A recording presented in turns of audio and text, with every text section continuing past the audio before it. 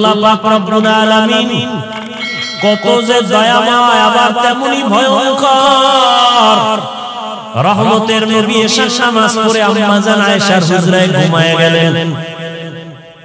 তন্দ্রাচ্ছন্ন নবী বলেন আমি ঘুমাইলে চোখ বন্ধ থাকে, আমার অন্তর ঘুমায় না। হঠাৎ করে রাতের গভীরে আমার কানের মধ্যে শুনি কে যেন কান্না করতেছে। নবী বলেন আমার ঘুম ভেঙে গেল, এই গভীর রাতে কে কান্না করে?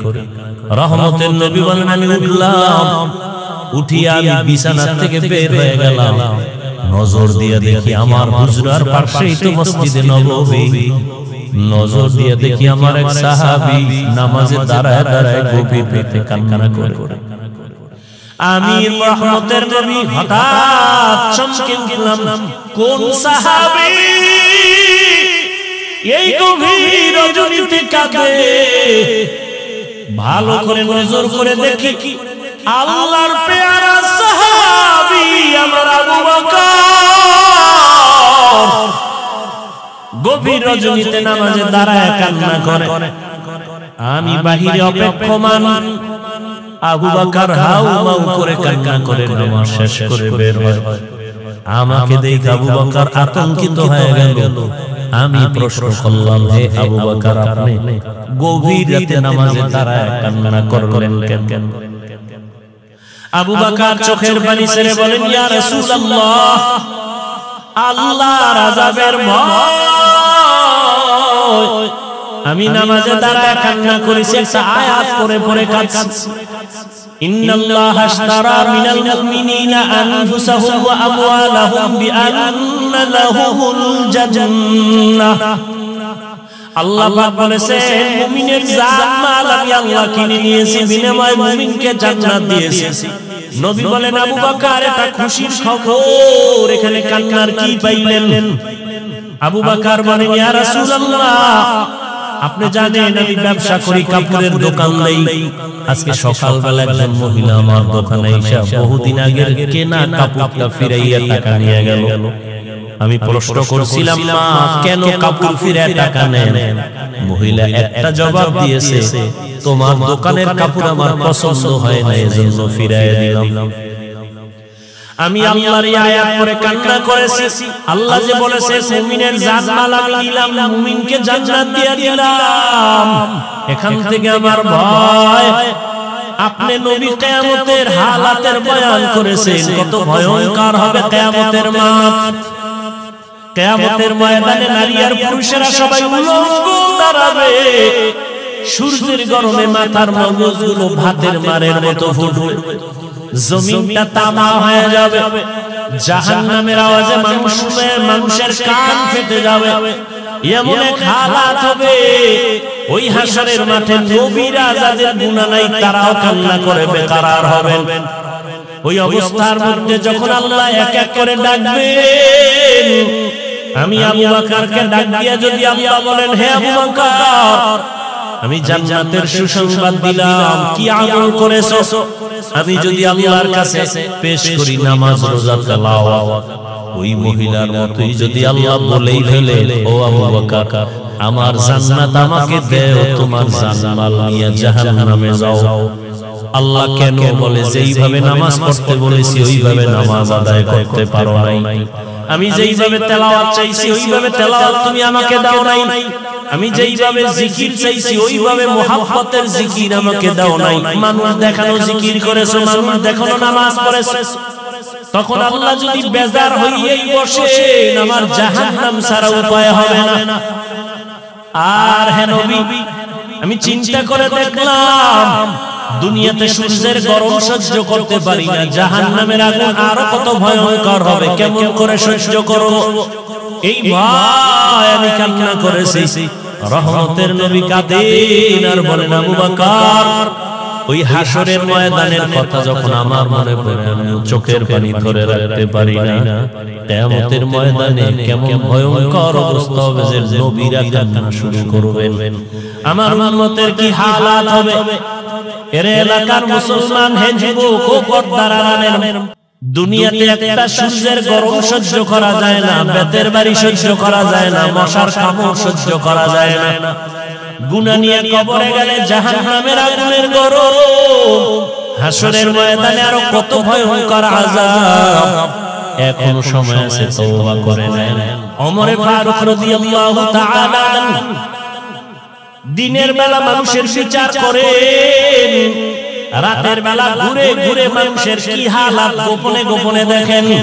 ঘুরতে ঘুরতে ওমর বাগানের ভিতরে ঢুকলেন, পাহাড়ের পাশে দেখে বাতি জ্বলে, রাতের বেলা বাতি জ্বলে। ওমর গিয়া কাছে দাঁড়ায় দেখে একটা ভাঙা ঘর, ঘরের মধ্যে নারীদের আওয়াজ, দুই নারী, একজন মা আর একটা মেয়ে। মা বলে, এই মেয়ে, আগামীকাল গাভীর দুধ বিক্রি করতে নিবি, পানি বেশি দিয়া নিবি। কে কয়? মা কয়, মা মেয়েকে। ওমর কই? ওমর কিন্তু ঘরের পেছনে দূরত্ব বজায় রেখে গোপনে দাঁড়ায় আছে শুনি। মা বলে, ওই কন্যাকে বলে, মা এই মেয়ে কালকে গাভীর দুধ বিক্রি করতে নিবি, পানি বেশি মিশায় দিবি। মেয়ে কি কয়? মা। ওমর যদি শুনে কল্লা কেটে ফেলবে। মা বলে, ওমর তো শুনবে না।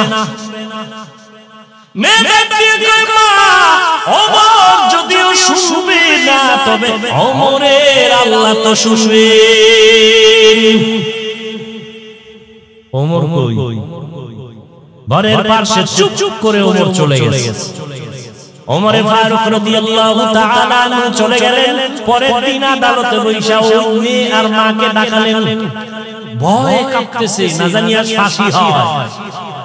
কিন্তু না, হযরত ওমর আদালতে দাইকা সম্মানের সাথে বললেন, ও ধন্য মেয়ের ধন্য মা, এমন একটা ফুটন্ত গোলাপ আপনার ঘরে পেয়েছেন, আপনার জীবনটা বড় ধন্য। আপনার মেয়েটা এত সুযোগ পাইয়া আল্লাহর ভয় অন্তরে জমা রাখছে, আল্লাহর ভয় তাকওয়া। আমি আজ আপনাকে ডাকছি, ভয় নাই, ভয় নাই। আপনি যদি খুশি হন, আমি ওমর চাই আপনার মেয়েটাকে আমার ছেলের জন্য বিবাহের বন্ধনে নিব। মা খুশি না বেজা? মা ডাক দিয়া আলহামদুলিল্লাহ, খলিফাতুল মুসলিমিন ওমর আমার মেয়েকে তার পুত্র বধূ বানাতে চায়, আল্লাহ কবুল করো। ওই মেয়েটাকে ওমর তার ছেলের জন্য নিয়েছেন, বিবাহের বন্ধনে আবদ্ধ করে দিলেন। এবং এই মেয়ের গর্ভের ধারায় আছে আর একটা আকাশের ফুটন্ত চাঁদ, ওমর ইবনে আব্দুল আজিজ।